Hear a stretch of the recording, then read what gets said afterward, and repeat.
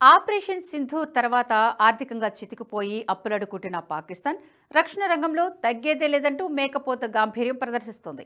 America, China నుంచి ఆయుధాలు కొనుగోలు చేస్తూనే క్షిపణి పరీక్షలు కూడా వేగవంతం చేసింది. తాజాగా షహీన్-3 క్షిపణిని పరీక్షించింది. కానీ అది అట్టర్ ఫ్లాప్ అయింది. టార్గెట్ మిస్ అయి పంజాబ్ ప్రావిన్స్లోని డేరా ఘాజీ ఖాన్ న్యూక్లియర్ సెంటర్ సమీపంలో కూలిపోయింది. పేలుడు ధాటికి శిథిలాలు బలూచిస్తాన్లోని డేరా బుగ్టీ జిల్లాలో పడ్డాయి. బలూచిస్తాన్, ఖైబర్ పఖ్తుంఖ్వా ప్రాంతాలతో సహా 20 నుంచి 50 కిలోమీటర్ల దూరం వరకు పేలుడు శబ్దం వినిపించింది. దీనికి సంబంధించిన కొన్ని వీడియోలు సోషల్ మీడియాలో వైరల్ అవుతున్నాయి. అందులో ప్రజలు భయంతో పరుగులు తీస్తున్న దృశ్యాలు కనిపిస్తున్నాయి. ఈ ఘటనతో పాక్ సైనిక సామర్థ్యం బలహీనత మరోసారి ప్రపంచానికి తెలిసిపోయింది. షహీన్ క్షిపణిని పరీక్షించేందుకు విఫలయత్నం చేసిన పాకిస్తాన్ బలూచిస్తాన్ ప్రజల భద్రతను కూడా ప్రమాదంలో పడేసింది.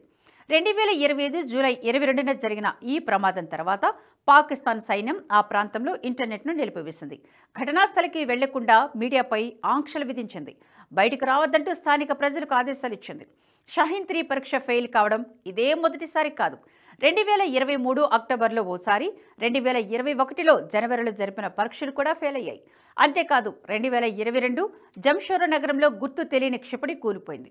2020లో చేపట్టిన బాబర్-2 టెస్ట్ కూడా అట్టర్ ఫ్లాప్ అయింది.